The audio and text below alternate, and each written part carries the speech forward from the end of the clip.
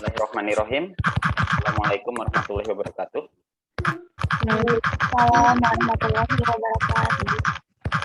Ya, terima kasih semuanya yang sudah hadir pada perkuliahan mata kuliah pengantar ilmu sejarah. Hari ini pertemuan kedua ya. Iya, Jadi berharap nanti semua bisa mengikuti perkuliahan ini dengan baik karena memang SKS-nya juga nggak lama ya, hanya 2 SKS. Jadi nanti kita lebih banyaknya juga diskusi sebenarnya. Oke, sepertinya masih ada yang bocor ini suaranya. Baik, sebelumnya ya kepada Anda semua di minggu sebelumnya bahwa Anda perlu untuk memiliki buku sumber gitu ya, atau buku tentang mata kuliah kita. Saya bebaskan untuk masalah cari penerbit yang mana silahkan, apapun itu saya bebaskan ya, baik itu yang dari penerbit ya macam-macam ya, karena pengantar ilmu sejarah ini ada beberapa penerbit yang mengeluarkan buku ini gitu ya, tapi semuanya juga bisa digunakan karena memang itu buku yang nanti dijadikan rujukan untuk perkuliahan ya. Oke, selanjutnya hari ini insya Allah kalau merujuk di RPS sebenarnya kita itu harusnya membahas metode tapi saya sedikit rubah, karena memang sebelum masuk ke dalam tataran teknis tersebut, saya harus menjelaskan dulu secara filosofis, kemudian juga secara historis, kenapa disiplin ilmu kita ini muncul. Jadi kita itu kadang-kadang abai atau terlupakan gitu ya, tahu-tahu pengen langsung belajar ke intinya gitu ya, mata kuliah gitu ya, padahal ada padahalnya nih. Padahal sebelum jatuh atau terjun ke dalam itu sebuah ilmu, kita itu perlu memahami kenapa ilmu itu lahir gitu. Kenapa ilmu itu harus dipelajari. Kalau kita berbicara tentang sejarah, sejarah itu memang ilmu atau disiplin atau studi yang memang membahas peristiwa pada masa lampau, benar. Tapi permasalahan yang muncul adalah kenapa ilmu ini lahir. Awal mulanya kapan ilmu ini digunakan sebagai sebuah disiplin ilmu. Nah, ini yang abai. Makanya saya coba sampaikan di pertemuan kedua ini mengenai perkembangan ilmu sejarah. Perkembangan ilmu sejarah itu artinya kita merujuk pada ini secara metodologi nanti muncul gitu ya. Bagaimana penerapannya pada saat ini, kemudian itu kan perkembangannya kita tahunya hari ini. Padahal kalau kita lihat kan ilmu ini bukan tiba-tiba lahir hari ini. Ilmu ini sudah digunakan oleh pihak-pihak ya atau orang-orang pada zaman dulu gitu ya untuk keperluan rekonstruksi sejarah walaupun dengan segala macam keterbatasannya. Mungkin pada waktu dulu belum ada yang namanya konsep metodologinya. Jadi sebatas menggunakan teknik pengumpulan data sederhana ya. Jadi sumbernya sumber terbatas gitu kalau kita sebut ya. Tapi mereka berusaha merekonstruksi walaupun asas keilmuannya atau metodologinya belum sepenuhnya ada. Nah, itu yang perlu saya sampaikan pada hari ini ya. Baik, nanti untuk absensi silakan untuk di-manage ya oleh PJ kelas masing-masing. Kemudian berikutnya, minggu kemarin kita sudah membahas sedikitnya tentang ruang lingkup ilmu sejarah. Artinya memang banyak diskusi ya minggu kemarin itu ya seputar bagaimana sejarah ini bisa dikatakan sebagai sebuah peristiwa, bisa dikatakan sebagai sebuah kisah, bisa dikatakan sebagai sebuah ilmu gitu ya, dan bisa dikatakan sejarah sebagai sebuah seni. Sudah pada paham belum? Ini saya mencoba mengulang aja, melakukan persepsi minggu sebelumnya nih. Masih ingat nggak sebelum ke sana nih, sebelum kita bahas yang konten hari ini nih? Jadi ruang lingkup sejarah sebagai peristiwa itu maknanya apa? Maksudnya apa? Ada yang mau berkomentar dulu? Putri izin berkomentar, Bapak. Silakan, Putri. Sebelumnya, Assalamualaikum warahmatullahi wabarakatuh. Nama saya Putri Maharani Adila dari kelas B. Di sini saya akan menjelaskan mengenai sejarah sebagai peristiwa. Sejarah sebagai peristiwa yaitu sebuah peristiwa kehidupan yang tersusun secara berurutan. Sejarah menurut peristiwa ini bersifat unik karena hanya terjadi sekali dan tidak terulang. Persis sama sejarah ini bersifat abadi, tetap menjadi kenangan dan yang penting. Jadi intinya sejarah sebagai peristiwa itu bersifat unik. Terima kasih Bapak. Baik, terima kasih Putri sudah memberikan deskripsinya. Oke, sejarah sebagai sebuah kisah. Silakan, ada yang mau mencoba? Atik Bapak. Baik, ada Atik, ada Anggi nih. Siapa yang mau duluan? Atik aja. Anggi. Ya udah, Anggi silakan. Sejarah sebagai kisah merupakan kisah tentang seseorang pelaku sejarah, riwayat hidup atau pengalaman dalam suatu peristiwa sejarah. Ya, baik. Terima kasih Anggi sudah mencoba mendeskripsikan sejarah sebagai kisah. Baik, nah yang berikutnya nih, sejarah sebagai ilmu. Siapa yang mau mencoba? Atik Pak. Siapa? Osep, Dulu Pak. ini. Oke, Atik, Pak. Osep. Nanti, Atik ya, Osep nanti ya. Tadi Atik udah ini. Oke, Atik silakan Atik. Sejarah sebagai ilmu sejarah yang memiliki sejumlah fakta, masalah dan bukti yang perlu pembuktian secara ilmiah melalui serangkaian penelitian dan hipotesa.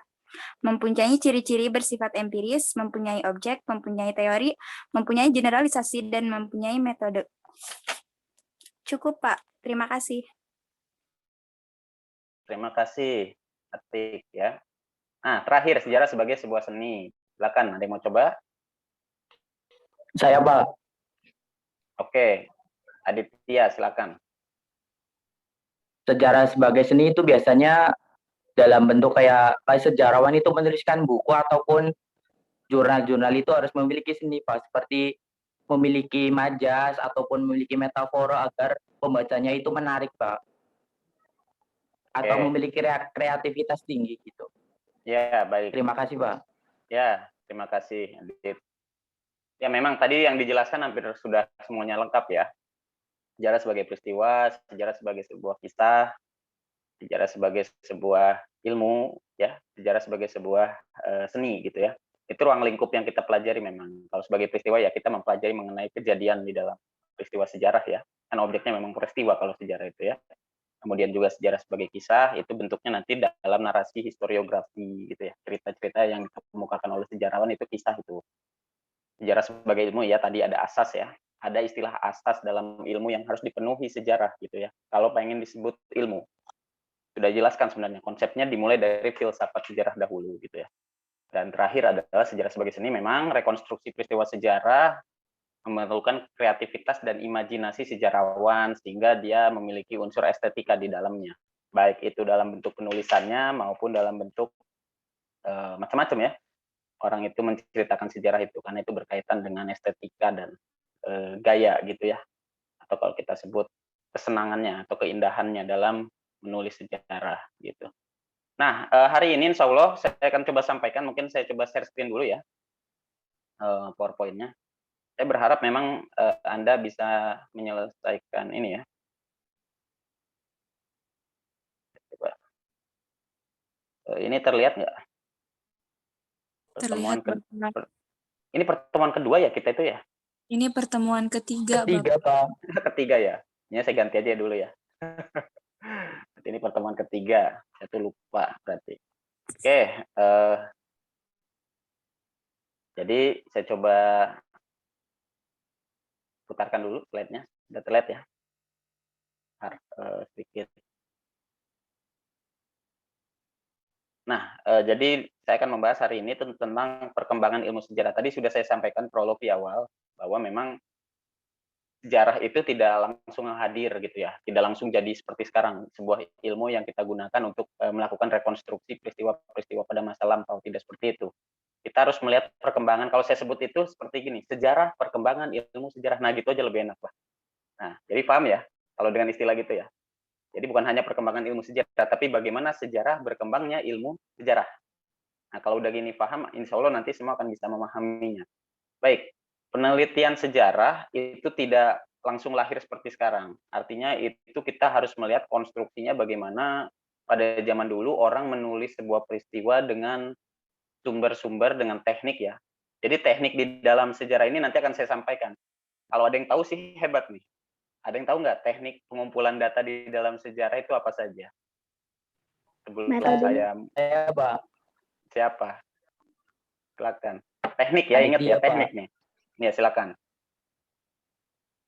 Teknik heuristik Pak, kemudian ada kritik, ada interpretasi sama historiografi Pak.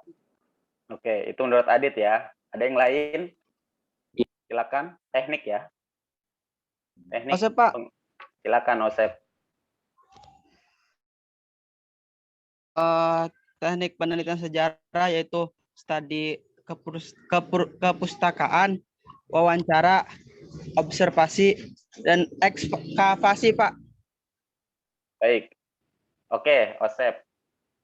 Ya, sudah dari dua itu akan saya langsung koreksi saja ya. Jadi memang kalau kita berbicara teknik pengumpulan data di dalam sejarah itu ada satu, pertama adalah studi literatur. Ya. Kemudian berikutnya ada yang namanya observasi atau pengamatan. Ada berikutnya adalah wawancara. Ya. Baru yang terakhir ya itu tambahan ya sebenarnya. Bisa dilakukan atau tidak sesuai dengan kebutuhan saja sebenarnya. Ekskavasi atau ada yang tahu nggak istilah ekskavasi apa? Dan belum tahu istilah ekskavasi. Gali Pak, gali. Tahu Pak. Ya, ekskavasi itu artinya penggalian. Dilakukan oleh para arkeolog gitu ya, untuk merekonstruksi disiplin bidang ilmunya, terutama kaitannya kan di dalam pengumpulan artifisial atau artefak gitu ya, kalau kita sebut. Nah, mereka melakukan ekskavasi. Ekskavasi itu dilakukannya untuk mencari gitu ya. Pernah ngeliat arkeolog ngegali nggak? Belum. Pernah Pak, di film Mumi. Di film ya. Oke. Ya nggak apa-apa, itu kan bagus. Berarti banyak menjadi bagian yang penting untuk memahami rekonstruksi sejarah. Minimalnya kita melihat pengamatannya lah gitu ya. Kalau di film kan memang kita bisa melihat aspek-aspek yang dilakukan oleh para arkeolog gitu ya. Tapi gini, kalau Anda pengen lihat orang-orang mengekskavasi gampang, datang aja ke Banten Lama tuh. Ekskavasinya itu masih pada belum beres itu, yang di depan Keraton Jurosowan itu. Masih ada galian-galian yang belum tuntas di situ. Mungkin karena berkenaan dengan terbatasnya sumber daya dan dana ya, jadi tidak lanjut. Tapi di situ ada satu temuan tuh ya, saya kasih sedikit informasi. Salah satu temuan yang menarik di situ ditemukannya batu yang digunakan untuk mengikat kapal sandar gitu ya, kalau kita sebut itu. Nah dari situ kita bisa lihat bahwa pada waktu zaman dulu di Banten itu tidak ujug-ujug langsung berdagang ya. Orang itu yang ingin berdagang ke kota raja atau ke dalam gitu ya, dia harus menyusuri dulu. Makanya ada yang namanya jembatan rantai. Tahu nggak jembatan rantai itu kayak jembatan di Manhattan itu tuh. Kalau ada perahu lewat tuh dia ngangkat itu. Pada waktu itu. Jadi kalau ada perahu nggak lewat ya udah dia difungsikan untuk alat transportasi penyeberangan darat gitu. Nah itu ada di Banten pada waktu itu. Makanya ada jembatan rantai di situ ya. Nah itu kalau kita bisa lihat kalau ada jembatan rantai berarti para pedagang yang ingin melakukan kontak langsung dengan dengan raja atau dengan sultan, maaf ya bukan raja ya, dengan sultan, dia harus melewati jembatan itu agar lebih agar lebih dekat gitu ya dengan kapalnya. Nah, kalau pada waktu itu ya kita bisa bayangkan gitu ya, kalau berhentinya di pekarangan itu akan jauh sih jarak tempuh. Langsung ke keraton gitu ya kalau kita sebut. Kita lanjutlah ya, nanti kita bahas yang seputar Bantennya. Karena saya mau bahas dulu ya tentang sejarah perkembangan ilmu sejarah. Kita berbicara objektivitas aja dulu ya, apa yang kita pahami mengenai perkembangan ilmu sejarahnya. Jadi ilmu sejarah itu sudah mulai dilakukan proses rekonstruksi itu sejak zaman Yunani dan Romawi. Kemudian itu periode pertama. Periode keduanya itu ke Kristen awal dan pertengahan. Nah, pada abad Yunani dan Romawi itu, ya, kalau kita sebut itu periode yang mungkin kalau kita sebut sebagai periode yang kalau kita sebut itu zaman kebudayaan atau peradaban awal Eropa ya, kalau kita sebut masa klasik Eropa lah gitu. Nah, pada waktu itu memang menjadi tolak ukur perkembangan. Kenapa? Banyak tokoh sejarawan atau bahkan ada bapak sejarawan ya, Herodotus gitu ya, memperkenalkan tulisannya atau rekonstruksinya dengan yang menurut saya menggunakan sumber-sumber seadanya, hasil wawancara dan sebagainya ya. Karena pada waktu itu sangat apa ya, kalau saya sebut itu belum memahami aspek metodologis, belum ada tuh tahap heuristik, kritik, interpretasi, historiografi itu belum ada. Jadi pada waktu itu menggunakan proses rekonstruksi seadanya. Karena pada waktu jika ada istilah heuristik, kritik dan sebagainya, nanti ini di tataran. Nah, kemudian ada perkembangan awal pertengahan. Nah, ini kita bisa mulai kita lihat dari perkembangan abad sekitar 16, abad 17, abad 18, 19 hingga sekarang ya. Ini ada perkembangannya nih. Abad 16 itu mulai dari Renaissance gitu ya. Mulai lahir di Italia, pada waktu itu ada gerakan kebudayaan yang dilakukan oleh beberapa seniman ya pada waktu itu. Kemudian ada permasalahan juga di Eropa tentang reformasi gereja di Wittenberg, Jerman pada waktu itu, Martin Luther ya. Kemudian ada zaman abad ke-17 itu pada zaman penemuan baru, nasionalisme dan pencerahan. Kemudian ada abad 19 zaman romantisme dan nasionalisme dan liberalisme gitu ya. Kemudian sampai hari ini ya ada penulisan sejarah kritis dan sejarah baru. Kalau zaman Yunani kita bisa bagi menjadi beberapa periode. Pertama bukan pada periodenya, tapi pada tokoh-tokohnya ya. Pertama ada Herodotus, ada Thucydides, ada Polybius gitu ya. Jadi sejarah tulisan di Eropa itu memang awalnya tidak seperti kita pahami sekarang, bentuknya sudah ada narasinya, ceritanya gitu ya. Pada waktu itu bentuknya prosa atau puisi gitu. Kalau kita dulu ingat pernah baca ya, kalau Anda pernah belajar tentang kehidupan bangsa Yunani, dulu itu ada seorang penyair namanya itu Homerus. Tulisannya itu ada dua, ada Iliad, ada Odyssey gitu ya. Jadi itu menceritakan apa ya kalau kita sebut itu tentang Troya gitu ya, sekitar kurun waktu 1200 sebelum Masehi gitu ya. Itu awal mulanya penulisan bukan historiografi, saya sebutnya memang lebih tepatnya puisi sejarah pada waktu itu ya. Kemudian nah Herodotus ini kalau kita kenal ya, dia terkenal karena memang mengkonstruksi sejarah tentang perang Persia gitu ya. Tahu nggak perang Persia itu perang antara negara atau antara peradaban mana dengan peradaban mana? Ada yang tahu? Ada yang tahu? Romawi dan Persia mungkin, Pak. Ya, jadi perang Persia itu memang menjelaskan bagaimana terjadinya perang. Sebenarnya lebih tepatnya kalau kita nyebut Romawi sebenarnya bisa, tapi pada waktu itu adalah bangsa Makedonia ya, yang berperang melawan Persia. Nah, memang Makedonia ini adalah bagian dari wilayah Romawi gitu ya. Nah, itu terjadi sekitar kurun waktu 500 sampai 479. Artinya kalau sebelum Masehi itu makin ke dekat Masehi ya. Gitu. Nah, dia melihat perang ini sebagai pemberontakan antar dua peradaban yang berbeda, Yunani dan Persia. Makedonia itu kan sebenarnya daerahnya daerah utara Yunani ya. Jadi bukan Romawinya gitu. Nanti memang Yunani menjadi bagian Romawi pada akhirnya. Makanya ada yang disebut Romawi Barat, ada yang disebut Romawi Timur nantinya ya. Gitu. Terus meskipun dia menganggap bahwa jadi di situ Herodotus itu menganggap bahwa Persia sebagai bangsa barbar. Kan udah mulai tuh ada subjektivitas ya yang dibencinya. Namun Herodotus mencoba untuk objektif gitu ya, menghargai bangsa Persia pada waktu itu. Karena pada waktu itu memang masih banyak benturan antar peradaban ya pada zaman-zaman itu. Nah, Thucydides gitu ya, dia menulis tentang Peloponnesian War atau perang Peloponnesia, yaitu perang saudara antara Sparta dan Athena. Ini terkenal ini. Kalau Sparta dan Athena itu perang, ini kaitannya dengan polis di Yunani pada waktu itu. Athena yang negara demokratis, Sparta itu polis yang tiran gitu ya. Nah, itu dijelaskan oleh Thucydides gitu ya. Akhirnya dimenangkan oleh Athena. Nah, dia itu sebenarnya kalau kita sebut berusaha untuk objektif di dalam tulisannya gitu ya. Tapi memang karena keterbatasan aspek metodologis ya memang dia akhirnya mau nggak mau terbatas juga rekonstruksi sumber tersebut ya. Kemudian ada Polybius. Nah, meskipun dia seorang Yunani tapi ia banyak dibesarkan di Roma gitu ya. Kalau Herodotus banyak menuliskan tentang periode awal Yunani, maka Polybius banyak menulis tentang perpindahan kekuasaan dari tangan Yunani ke Romawi gitu. Nah, berikutnya kalau pada jadi zaman Romawi itu dipelopori oleh kaisarnya salah satunya, Julius Caesar gitu ya.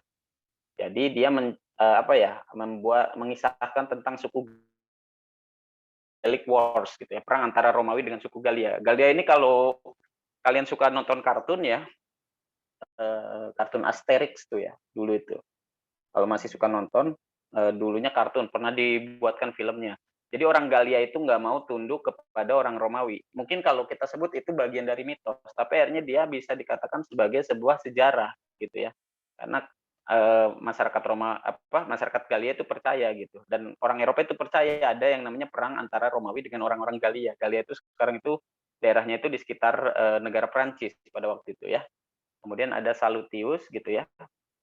Kemudian juga ini saya nggak akan banyak membahas lah ya.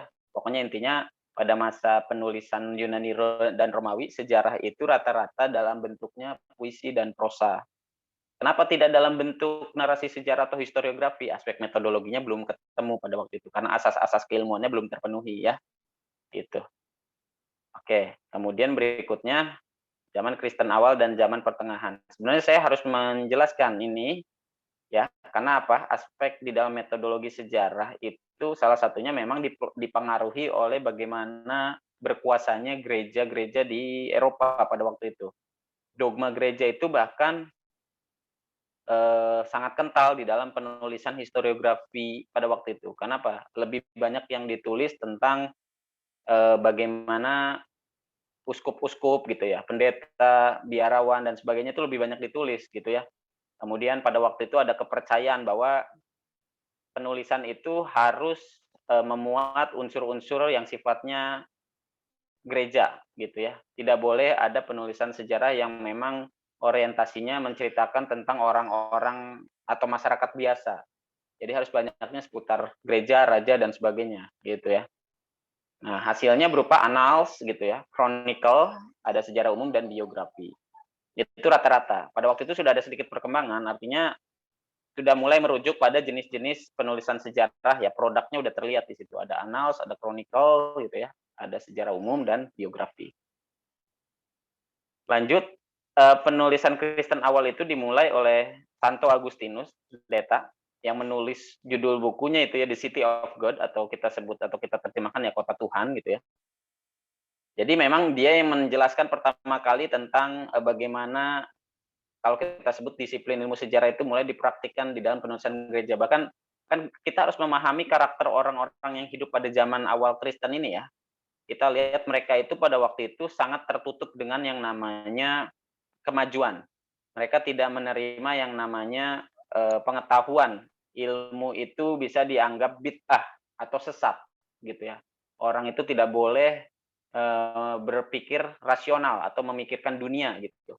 Karena mereka itu selalu ditakut-takutinya itu adalah bahasa orang-orang Latinnya itu disebutnya momentum mori katanya.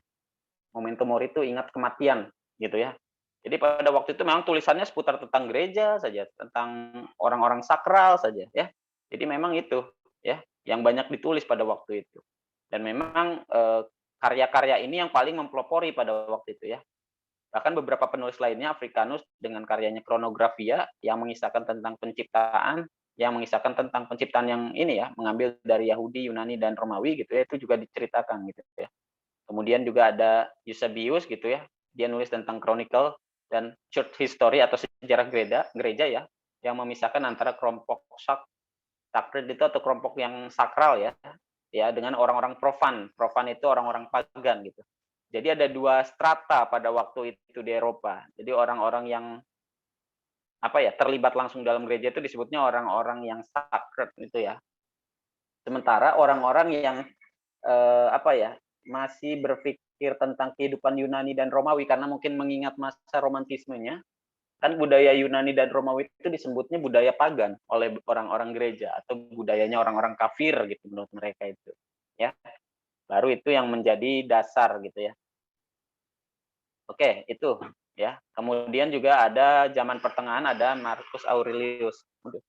Ada Gregory atau Bishop Tours dan Venerable Bede gitu ya. Ada beberapa tulisan ini, tapi saya nggak akan fokus setelah penulisan ini ya, karena intinya gini, pada zaman Kristen awal dan zaman pertengahan itu penulisan masih didominasi oleh gereja. Ya, penulisan sejarah pada waktu itu didominasi oleh gereja. Konteksnya pun yang dibahasnya tentang seputar gereja. Kemudian kita lanjut ke zaman Renaissance, reformasi dan kontra reformasi. Nah, ketika bicara tentang Renaissance ini kan sebenarnya ada upaya untuk mengembalikan gitu ya kebudayaan atau jiwa kebudayaan Yunani dan Romawi pada waktu itu yang dianggapnya pagan atau profan gitu ya, yang mengandalkan rasio dan sebagainya dalam aspek-aspek seni, dalam aspek-aspek sebenarnya kalau teologis belum pada waktu itu, tapi sasarannya adalah orang-orang itu sudah mulai berpikir tentang mereka itu hidup itu tidak hanya sebatas untuk beribadah kepada Tuhan, tapi harus memikirkan perkembangan keilmuan, mulai berpikir secara rasionalitas dan sebagainya. Dan inilah yang menjadi dasar kenapa munculnya Renaissance. Pada waktu itu dimulai dari orang-orang Itali pada waktu itu. Kalau kita sebutkan tokoh-tokoh Renaissance itu mulai dari misalnya Leonardo da Vinci gitu ya, kemudian juga Leonardo da Vinci, ada Raphael, ada Michelangelo, ada Donatello dan sebagainya gitu ya. Ada Christine de Medici gitu ya, itu juga sama. Keluarga de Medici itu yang di Italia yang mempopulerkan Renaissance, karena pada waktu itu Renaissance itu tidak semua negara di Eropa lahir gitu ya, tapi dia dimulai dari negara awalnya yaitu di Italia. Karena memang Italia itu kan pusat dari kebudayaan Romawi pada waktu itu ya. Dan bentuk fisik kebudayaan Romawi itu masih tersimpan. Ada apa ya? Ya macam-macam, ada Colosseum, ada aqueduct gitu ya. Kalau di ini, terus kemudian ada amphitheater dan sebagainya, banyak pada waktu itu. Nah, itu intinya. Pada zaman Renaissance itu menyebabkan orang-orang itu sudah mulai berpikir gitu ya. Apalagi ada masalah di dalam gerejanya pada waktu itu. Masalah apa? Adalah permasalahan yang paling pelik itu adalah masalah indulgensia. Indulgensia itu adalah surat pengampunan dosa lah gitu ya. Pada waktu itu yang diperjualbelikan oleh para uskup atau para biarawan di gereja, dan orang itu orientasinya adalah untuk membeli itu.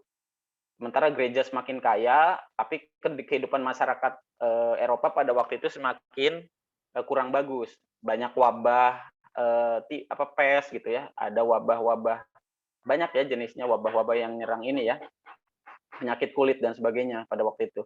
Nah, makanya pada waktu itu mereka tidak bisa lagi bergantung pada mitologi dan kepercayaan terhadap gereja. Mereka sudah mulai berpikir gitu ya bahwa mereka harus merubah sistem gitu ya. Salah satunya adalah ilmu pengetahuan gitu. Nah, inilah mulainya di situ. Makanya pada waktu itu gereja pun Katolik gitu ya diserang oleh beberapa, kalau kita sebut itu tokoh-tokoh yang menjadi perintis munculnya teologi baru di di Eropa. Kan kalau kita berbicara misalnya kenapa ada agama Protestan, salah satunya karena reformasi gereja ya. Martin Luther itu di Jerman ya kalau itu. Kemudian juga ada Calvinisme di Prancis gitu ya. Itu juga menjadi pelopor munculnya gerakan reformasi di gereja itu. Kalau di Inggris orang-orang Anglo-Saxon yang memperkenalkannya. Makanya di Inggris itu kalau saya sebut sedikit berbeda ya agamanya ya, di Anglikan gitu. Karena orang-orang Anglo-Saxon ini juga sama melakukan sedikit bukan perlawanan dalam artian melawan gereja, bukan, tapi dia mulai berpikir bagaimana dia punya aturan sendiri tentang kehidupan teologisnya gitu ya. Nah, itulah salah satunya ya. Jadi itu rata-rata pada waktu itu sudah mulai muncul, dan kalau kita merujuk ya ilmu pengetahuan ketika muncul ya kata dasarnya ilmu pengetahuan, maka di situ mulai muncul. Nah, kalau kita belajar filsafat itu tokoh-tokoh filsafat lahir ya, ada René Descartes gitu, tentang cogito ergo sum katanya. Saya berpikir maka saya ada. Kemudian ada tokoh-tokoh yang lainnya ya, banyak ya tokoh-tokoh filsafat itu ya pada waktu itu. Salah satunya yaitu Thomas Kuhn, René Descartes dan sebagainya. Itulah yang menyebabkan perkembangan disiplin ilmu gitu ya kalau kita sebut. Bukan hanya di sejarah, tapi di semua disiplin atau sub-ilmu ya. Akhirnya pada waktu itu orientasinya sudah lagi tidak menulis tentang gereja gitu ya, sudah mulai menulis tentang historiografi yang tadinya sejarahnya tentang orang-orang besar, biarawan, raja. Nah, udah mulai ada penulisan tentang tokoh-tokoh masyarakat biasa, itu pun bisa ditulis gitu ya. Kemudian ya itu ya, sejarawan Italia Lorenzo Vallani menulis The History of Ferdinand I of Aragon secara kritis ya, walaupun dia itu katakanlah sebagai sejarah resmi, namun karya ini sejarah kritis karena menyajikan kepalsuan hadiah Konstantinus yang memberikan hak politik kepada Paus. Jadi Kalau kita sebut itu pada waktu itu berusaha ya orang-orang itu berlomba untuk menulis sejarah kritis gitu ya. Nah, kemudian kita lanjutkan zaman penemuan daerah baru gitu ya. Pada zaman ini sejarah sosial itu menjadi tema gitu ya, utama. Karena berkat pengaruh kisah-kisah perjalanan orang banyak. Salah satu tokoh yang menjelajahi dunia gitu ya, melalui jalur darat kalau saya sebut, itu adalah Marco Polo gitu ya. Judul buku kalau kita sebut dia kan pernah sampai ke Cina gitu ya. Kemudian dia membuat catatan perjalanan sendiri gitu ya. Dan itu menjadi salah satu bentuk perkembangan gitu ya. Kemudian disusul oleh penjelajahan laut ya. Christopher Columbus ya melakukan perjalanan kemudian nyebrang laut Atlantik sampai di Kepulauan San Salvador bawa 3 kapal Santa Maria, Pita, Nina gitu ya. Tapi yang bisa selamat dan bisa kembali itu hanya Santa Maria saja gitu. Nah, itu diceritakan catatan-catatan itu. Karena pada waktu itu itulah yang menjadi dasar. Artinya penulisan itu sudah tidak lagi dalam tataran menulis tentang gereja ya dan sebagainya gitu. Kita percepat. Nah, ada zaman rasionalisme atau zaman pencerahan. Ini kita berbicara tadi tuh ya, ada tokoh-tokoh seperti René Descartes, kemudian Francis Bacon gitu ya di Inggris gitu ya, kemudian ada Baruch Spinoza gitu ya. Ini mempengaruhi historiografi abad 18. Jadi sifat universal kaum rasionalis ini telah meluaskan pandangan orang Eropa secara geografis. Topik yang sesuai dengan pandangan universal itu adalah sejarah peradaban. Nah, 3 aliran utama yang radikal dipelopori oleh Voltaire gitu ya, yang moderat dan konservatif, kemudian dipelopori oleh Montesquieu gitu ya. Kalau yang radikal itu Voltaire itu tulisannya ya. Kemudian yang sentimental itu dipelopori oleh Rousseau. Kan Anda kalau tahu ini mereka ini tokoh-tokoh yang lahir akibat terjadinya revolusi Prancis gitu. Revolusi Prancis ini kan pada akhirnya melahirkan pemikiran bebas. Revolusi Prancis itu kan liberté gitu ya. Liberté, égalité, fraternité sebenarnya adalah kebebasan, persamaan dan persaudaraan. Nah, istilah kebebasan ini merujuk bukan hanya pada orang itu merdeka secara mandiri, tapi merdeka secara pikiran gitu ya. Makanya tokoh-tokoh ini muncul. Misalnya karya Montesquieu yang kita masih gunakan itu sekarang adalah judul bukunya adalah Trias Politica. Ya, Trias Politica itu dalam kehidupan demokrasi ya kita udah menerapkan itu memang di Indonesia gitu ya.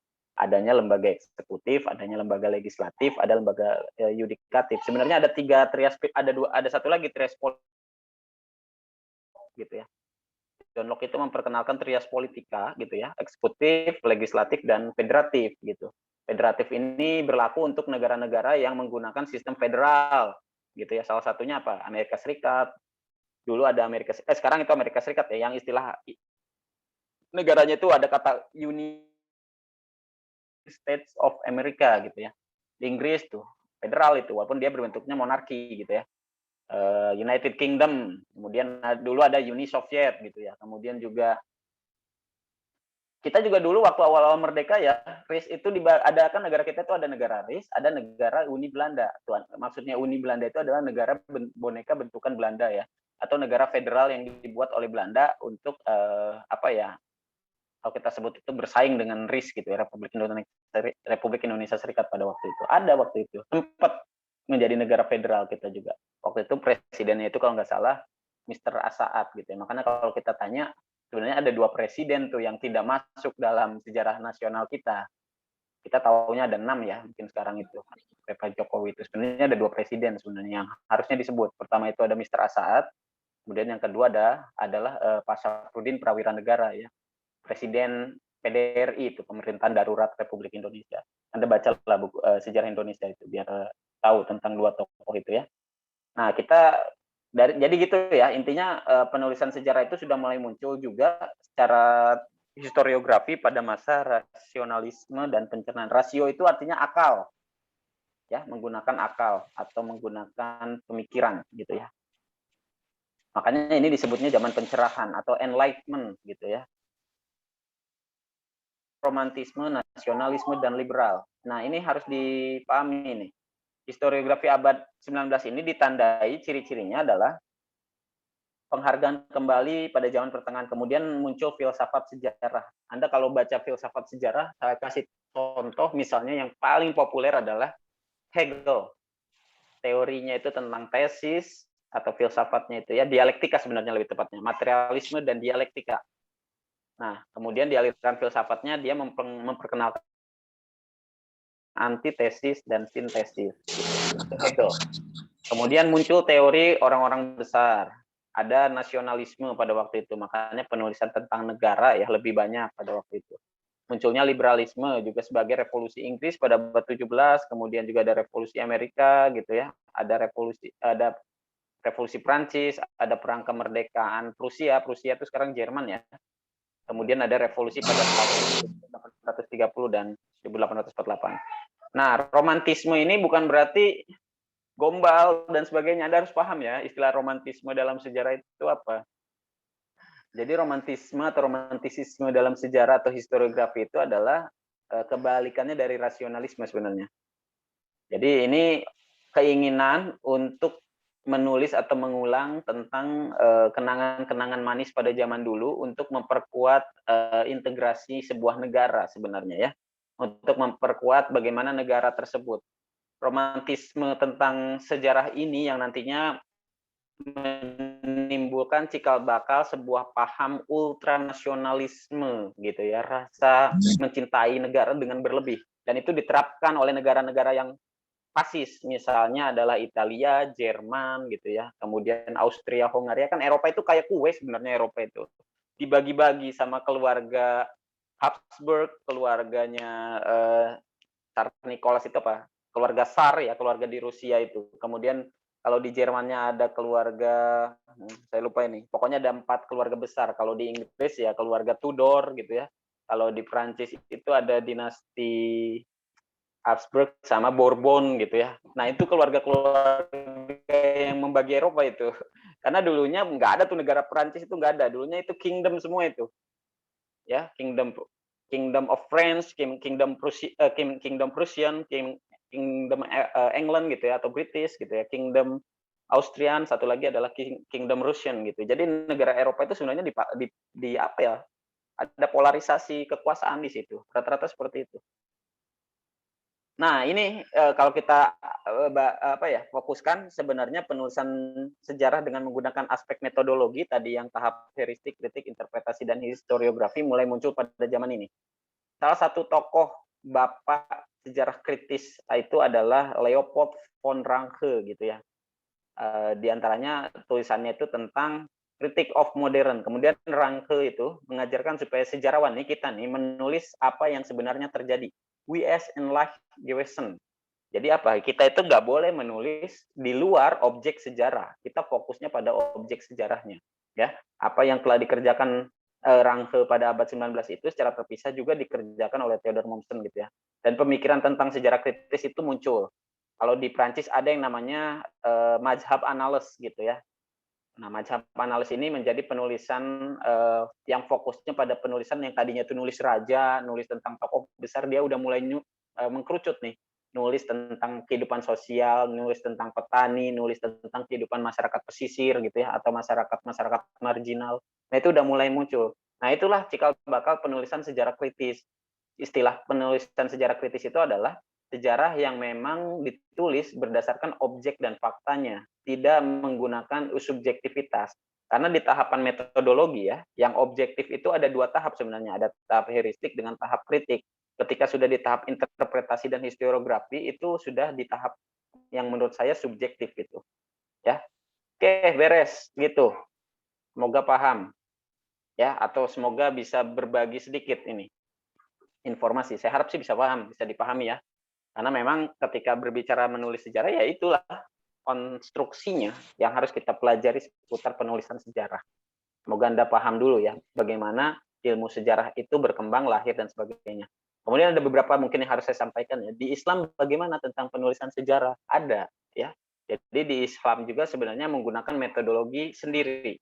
Metodologinya hampir sama tahapannya, heuristik, kritik, interpretasi, dan historiografi. Namun di Islam memang konteks penulisannya lebih banyak nantinya penulisan itu tentang keluarga-keluarga. Makanya ada sirah nabawiyah gitu ya.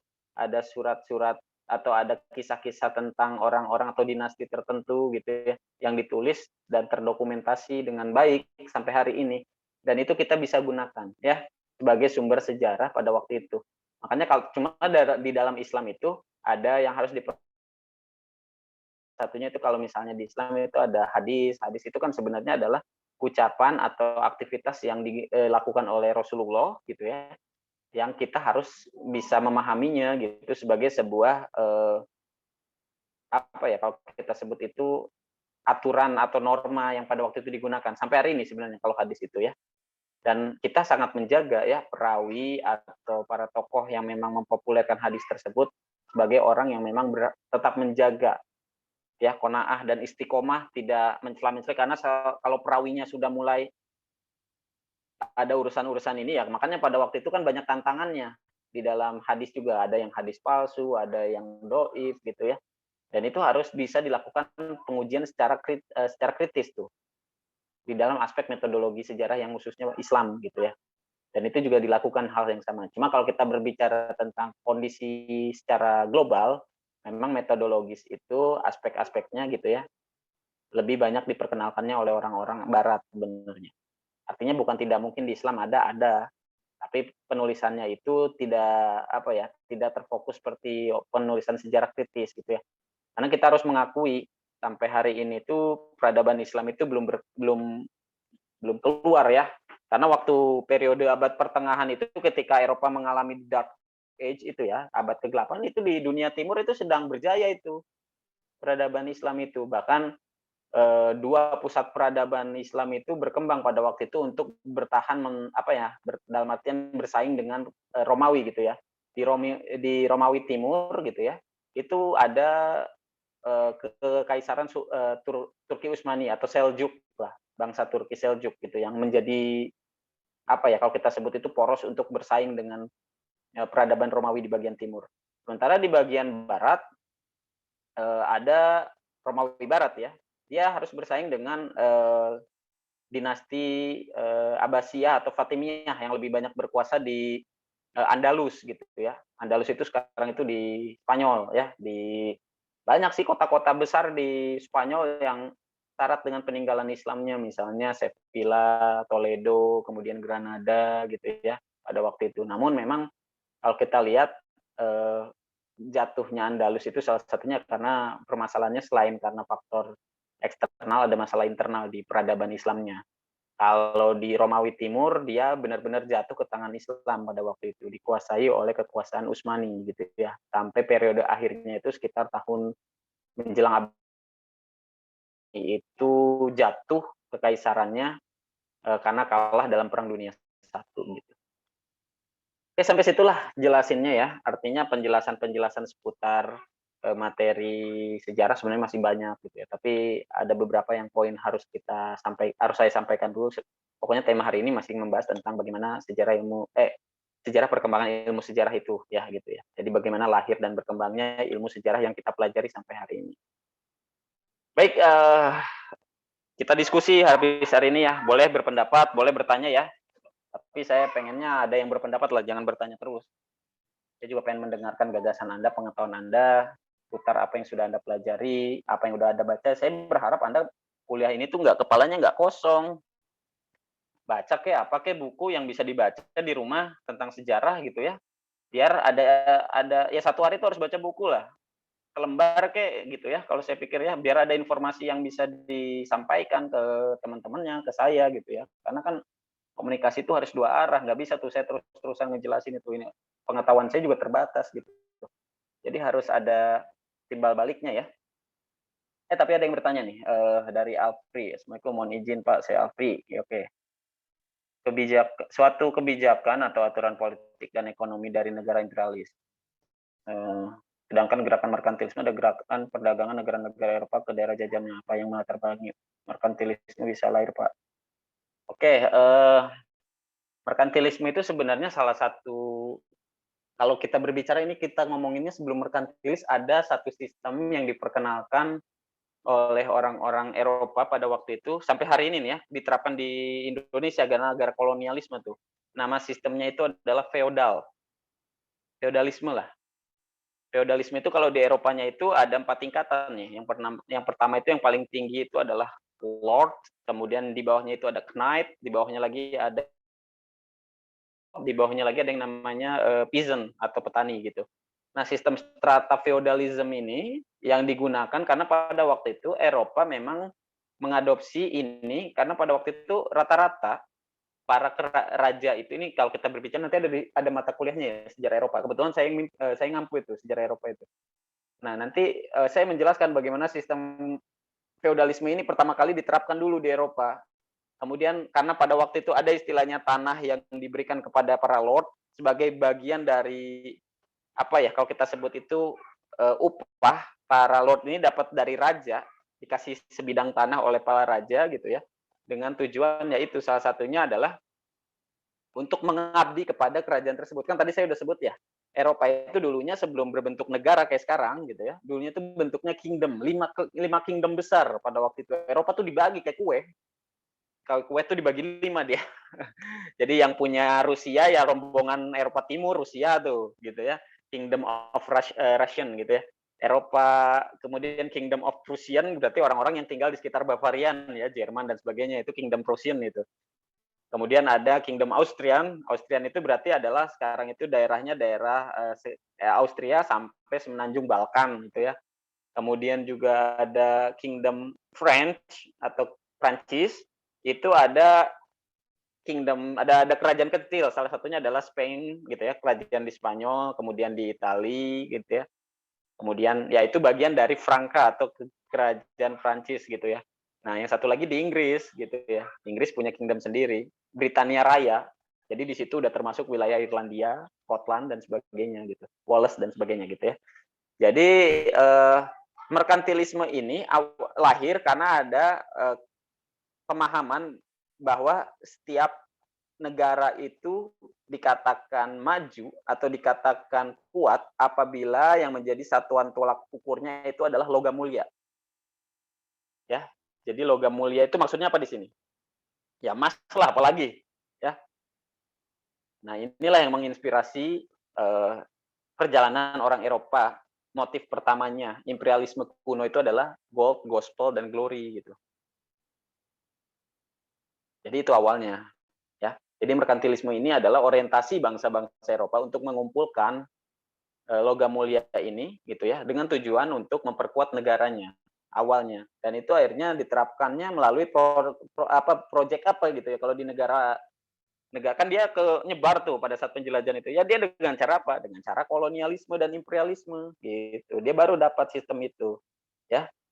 Nah, tapi kalau kita lihat merkantilisme itu di Indonesia ya orientasinya nanti saya harus menjelaskannya melebar sih sebenarnya ini, tapi kita kan ya mungkin saya nggak akan jelaskan dulu lah ya, kalau nanti di Indonesia nanti ada waktunya ya. Kebetulan sejarah kolonial saya juga yang megangnya sejarah kolonialisme itu, jadi saya paham banget nantinya tentang bagaimana merkantilisme itu diterapkan, adanya sistem ekonomi liberal di Indonesia, tapi nggak saya sampai ke sana lah ya. Jadi nanti kita sambung, tapi saya nggak akan bahas sekarang. Baik, itu dulu ya. Mungkin pertanyaannya masih seputar historiografi atau tentang sejarah ya, konsep ilmu sejarahnya, bukan ke peristiwa dulu ya. Baik, dari Anggi, Pak izin bertanya, saya Anggi, kelas B, ingin bertanya tentang penjualan surat indulgensi. Memperkuat otoritas gereja, semakin banyak pemasukan bagi gereja itu ya, penerapan atau penguasaan terhadap suatu wilayah di sana gitu ya, khususnya kan gereja itu yang dijualnya pada waktu itu logisnya gitu. Kalau kita sebut itu, orang-orang dulu kan masih berpikir ya bahwa bumi itu datar gitu. Nah, dengar nggak teori itu? Dan itu dibantahkan oleh teorinya Kopernikus gitu ya, bahwa bumi itu bulat. Kemudian oleh Galileo Galilei gitu ya, karena dia melihat teleskop dulu itu bumi itu geosentris, enggak. Justru bumi itu mengitari matahari, ada yang namanya heliosentris gitu. Nah, itu apa terjadi proses, kalau ibaratnya itu gereja yang tadinya di atas itu tiba-tiba dibulak-balikan gitu ya. Tiba-tiba jatuh gara-gara munculnya para pencerah ini ya. Makanya istilah pencerahan itu tokoh-tokohnya itu dalam bahasa Latin itu Illuminati gitu ya. Jadi ya banyaklah istilah-istilah itu muncul gitu ya. Jadi tokoh-tokoh yang memberikan dampak pada zaman Enlightenment gitu ya, penjerahan pada waktu itu. Nah, indulgensi itu kepentingannya untuk gereja sebenarnya. Karena gereja itu dengan menjual itu dia dapat pemasukan. Ya. Tapi pada waktu itu orang-orang semakin cerdas gitu. Makanya di dalam agama Protestan itu nggak ada indulgensi. Kalau di agama Protestan ini, koreksi ya, kalau ada yang Nasrani, khususnya yang Protestan, agama Protestan itu udah nggak pakai pendeta sebenarnya untuk pembimbingan khusus gitu ya, guru itu, tapi dia bisa langsung beribadah itu tanpa perantara atau melalui Tuhan. Terus dia tidak ada lagi tuh istilah apa ya kalau di Eropa di gereja itu namanya itu acara-acara ininya tuh dia nggak ada tuh, acara-acara sakralnya itu disebutnya apa ya, saya lupa kalau di istilah gereja itu. Ntar Pak, saya karena banyak istilah-istilah itu sih ya, yang kurang saya pahami gitu ya. Tapi di gereja tuh nggak ada, untuk Protestan tuh nggak ada tuh acara itu. Kalau di Katolik masih ada acara-acara sakral yang digunakan. Mungkin kalau yang Nasrani boleh ngasih tahu saya ya, apa ya disebutnya itu, kayak semacam tradisi-tradisi yang harus dilakukan gitu. Kalau di Protestan udah nggak ada. Nah itu pembedanya salah satunya itu. Sebenarnya konsep tentang ketuhanannya masih sama, cuma perbedaannya itu adalah di tata cara beribadah, kemudian pemahaman tentang bagaimana konsep beribadahnya sudah mulai berbeda gitu ya.